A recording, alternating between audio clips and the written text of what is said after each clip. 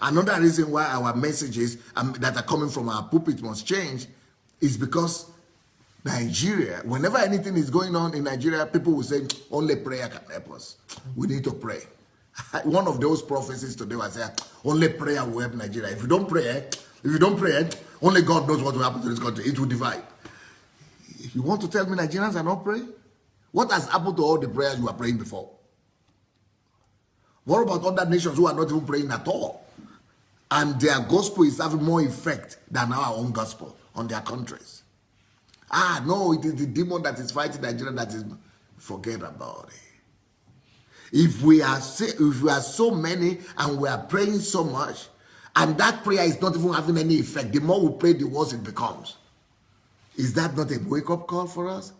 That we might be praying amiss, and not just praying amiss, but it means either the gospel is dead, or the gospel is paralytic, or the gospel is ineffective, or it is the form of the gospel.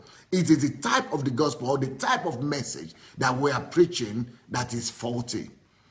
I would rather, agree with the latter, that it is the form of gospel that we've been presenting on our pulpit that is faulty. That is why the gospel is not work for us. So I am sure of it, that we have a faulty gospel, and we have a challenge with our delivery and with the kind of message that we are passing across to the nation. That is why it's not working. And if we are pastors, if we are leaders, we must face the truth. It's not enough for the secular people to be telling us these things. It's high time for we pastors to say, no, let's look into our own eyes, let's look ourselves in the face and tell each other the truth. And I don't care, anybody might listen to this or reject it or accept it, do anyhow you want. But I feel like I should do something about it, and I'm doing my own part. Now, so, looking and observing all the kind of things that are happening in our country, we should know that something is hugely wrong with our message, and our message must be changed. So another reason why our message must change is that any nation and any group of people is only a product, they are only a product of the information they are fed with. Any nation is a product of the information they are fed with. So who are the people feeding any nation? The people feeding a nation are their pulpits. So the pastors, the churches, so what is it that we are feeding our people with that is producing this kind of Nigerians that we are all ashamed of? So there is something that is faulty, fundamentally wrong in the kind of message that we are producing that is making our believers not be able to make a difference. In fact, as a matter of fact, in the 70s, when we had just about 1% the amount of Christians that we have today, and in the 80s, when we had just about 5% about the amount of Christians we have today, the Christians were making more impact upon the nation at large when they was much more smaller. Because the quality of the Christians those days, they were much more impactful, and the quality was more genuine, that they were having more results and more impact on the nation in terms of moral fabric and value system than today. Now, almost no difference between Christians and unbelievers. Almost no difference. So what is it? And that is a proof to us that our message must change. So right now, I'm just still making my case for you people why our message must change. So I'm making the case why the message would change, but later on, I will tell you the things that must change, okay? So another reason why our message must change is because a nation or a people is wealthy, not because of the virtue of their wealth, but by the wealth of their virtue.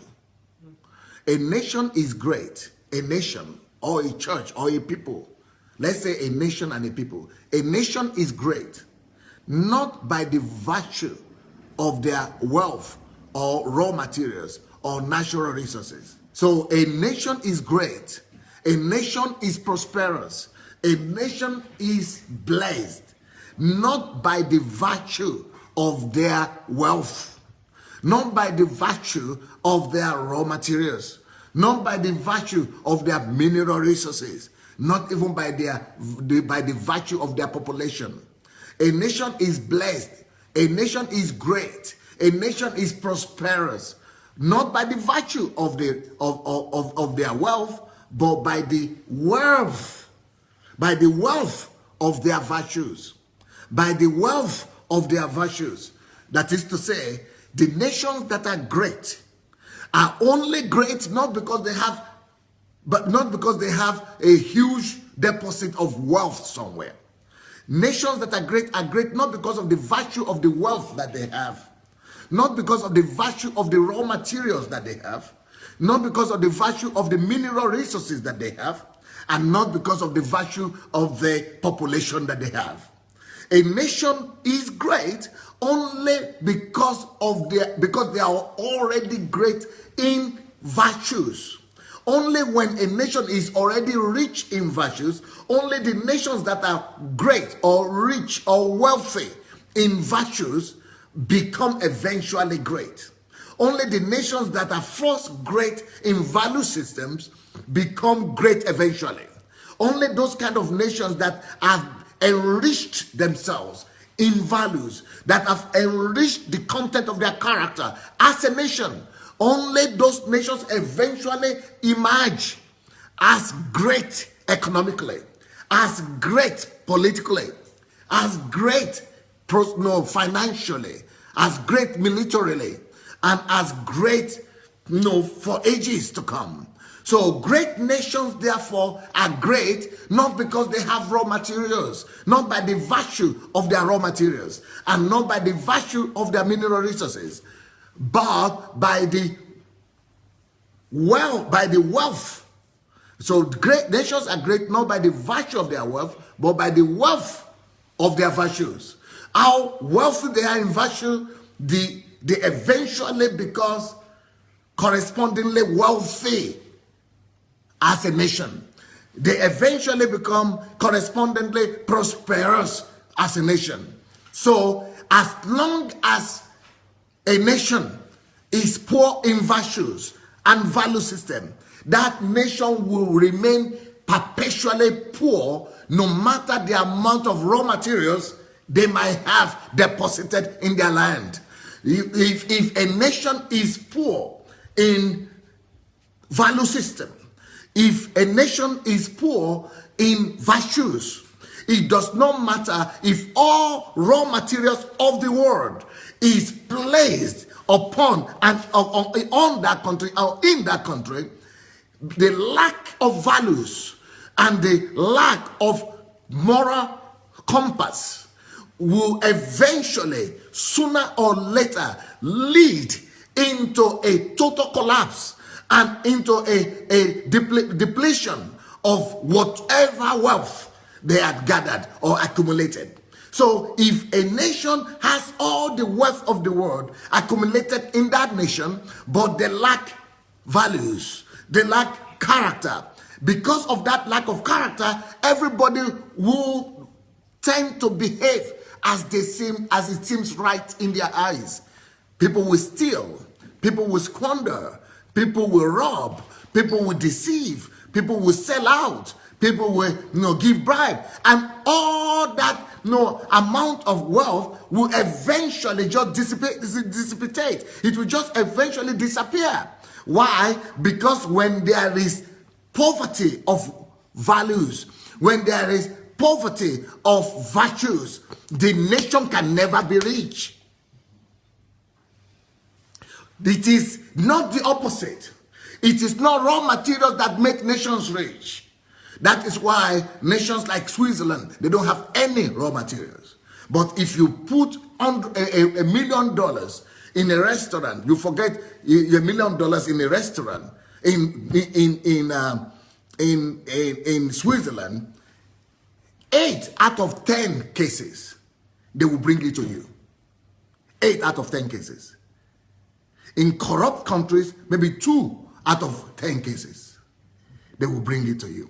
So, but because Swiss people they are already built a society, even though they are not Christians, even though they might not be believers, I mean born again like we call them, but because the moral compass has been built in the society, because the value system has been established in them and in their society and in the fabric of their society and in their people psyche, it is insulting. It is a disgrace for them to even think of corruption or stealing or robbing things and taking things that does not belong to them. So because of that, even those countries where people are stealing from each other, where they are stealing from the coffers of their government, they will steal from rich countries materially. The countries that are rich in raw materials, they will be stealing their own raw materials, their own money from raw materials, and be taking to the country that doesn't have any wealth or raw materials or mineral resources at all. Why? And as a result of that, the wealth of the rich countries in raw materials and mineral resources automatically get transferred to the nation that does not have raw materials and does not have mineral resources, but that is rich in values and virtues. So there is a law here that when nations are first of all rich in values and virtues, when they are rich in values and in virtues, they attract automatically mineral resources, raw materials, and physical wealth from those countries that have them but lack the wealth of virtues. So money will automatically move from countries with poor value system, with lack of moral compass. It will definitely be moving, and because they will not keep that money in their own country because they don't trust each other. So everybody is stealing, but nobody wants to trust the other one or keep it there, because they know that if I go and keep it with the other one who is a banker or another, they will steal it from him also. So even the thief himself is afraid that he will be outwitted by another one. So even the thief is concerned that his money will be safe. So why? And they all are looking for a safe place to keep their money. So when they are looking for a safe place, who do they look for? They look for people of integrity. And they look for societies with integrity that they know and they are sure that will not touch their money even though it's stolen. That way they are making that nation great and that nation well. So automatically it's like a tap. It's like a pipe. It's like a pipe. It's an invisible pipe.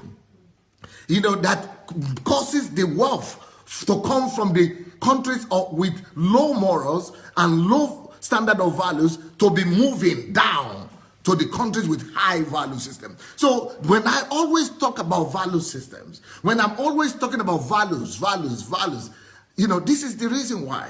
Because it doesn't matter how much wealth we create through our raw materials or our mineral resources. And I hear our pastors and our politicians always saying, oh, we're a rich country, oh, we have raw material, oh, we have this. You are not rich if you are not rich in values. You are not rich if you are not rich in the content of character. You are not rich if you are not rich in virtues. Let me say that again. Nations and peoples are great, not by the virtue of their wealth, but by the wealth of their virtues. Hello everybody, DSA here. I would like us to spread this word together. Let the gospel of the kingdom conquer the world. We only need you to help us take 5 simple steps. What are these steps? 1, go ahead and like the video, please, if you have not yet done that. Number 2, we need you to subscribe to this channel. Have you yet subscribed? You not yet done it? Go do it now. Number 3, you need to press and click on that bell. You see the bell there? That will give you notification of every video that we do. Then the next thing you need to do, write your comments. Let's know what you think, good or bad. And then of course you have other platforms like Instagram, like Facebook. Share this video on your other platforms. All right? Let's win the world for Christ. Peace.